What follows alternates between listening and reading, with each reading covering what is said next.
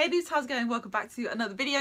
In today's video we are going over some of the things about personal care that you're often not taught as teenagers, but it's really good to start implementing these things early. So we're going to talk about cleaning, we're going to talk about hygiene, we're going to talk about clothes, we're going to talk about headaches, all of that. We've got it here for you, so enjoy. Hope it's good. So, how often should you be washing your bedding? Well, you will want to wash your sheets about every 1 to 2 weeks. That's what's recommended, and you'll want to do that on quite a high temperature in the washing machine so that can get rid of any sweat and kill any bacteria. Right, let's talk about teeth hygiene, oral hygiene. Why am I telling you this? You've probably been brushing your teeth for years. I hope you have. So a regular toothbrush is fine, but if you can afford an electric toothbrush, the benefits of that are really good. On the back of most manual ones, there's a little grippy bit. This is actually a tongue scraper, but you can also buy tongue scrapers. It looks like this. This is the metal one. And once you brush your teeth, you just like scrape, wash, use the next day. So this will help clean your gums because brushing on your gums is often too harsh, although you should do it gently anyway, but this will just really help. Also, floss. There'll always be a benefit to flossing. It will always get stuff out of your teeth, is what I'm trying to say. Right, let's talk clothes, material, stuff. Towels. If you got damn towels straight out the shower, just hang them up straight away. Do not leave them in the corner of your room to get mouldy, because they will just sit there damp, they will smell, and it's not great for anyone. Also, when you're coming from school, again with the teeth brushing, you can do that multiple times a day. Why not change your socks halfway through the day? They will get sweaty and gross and you've been walking around all day.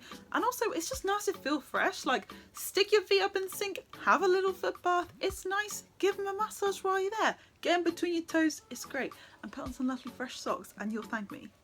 Also, with your trainers, when you're walking around school with your PE kit and you've got dirty, stinky, muddy trainers in your bag, just separate them from your other clothes, because I know when I was in high school, a lot of people, including me, would just have them in the same bag, like right next to your shirt and shorts or whatever, and the whole thing just stank. And no amount of body spray or deodorant or Lynx Africa is going to save that.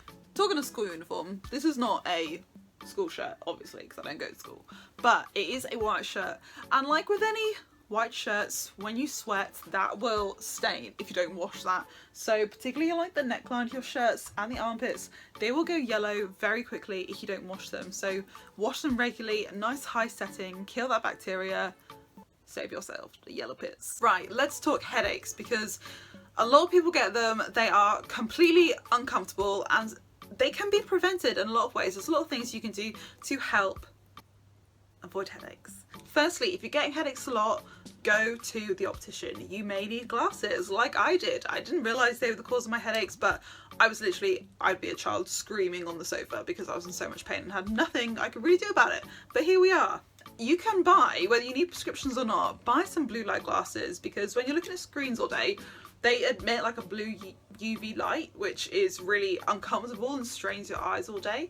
So if you get some little glasses like this, they're really cool. They look blue. You could be like Tony Stark, but blue, not yellow, red, orange. I'm not a Marvel fan, guys.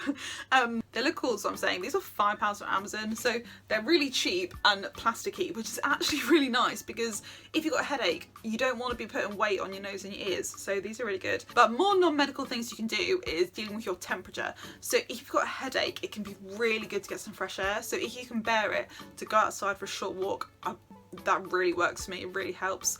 Otherwise, you can get a flannel or a small piece of fabric. Hopefully something's going to absorb some water quite well, though. Run under cold water, just lay it on your head and just make yourself a little cold compress, and it will just, it will soothe the pain and all that heat that's coming from your head. Or even like just splashing some cold water on your head, just let it drip down. Also on Amazon you can get these gel cooling patches which you can stick on your head, so they're really good, because then you can like lean on the sofa in bed and they won't fall off. They're really good, but they're one-time use generally, so you have to rebuy them.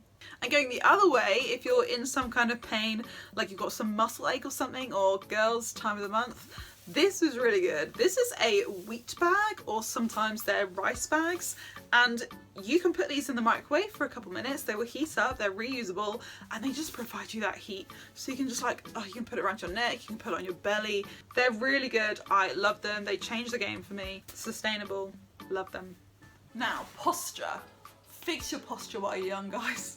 It's so much better to get in the habit while you're young of sitting up straight. Then you can avoid having to get one of these when you're older. This is not mine, it's my sister's, but this will like, this forces you when you're sat down to keep a straight back.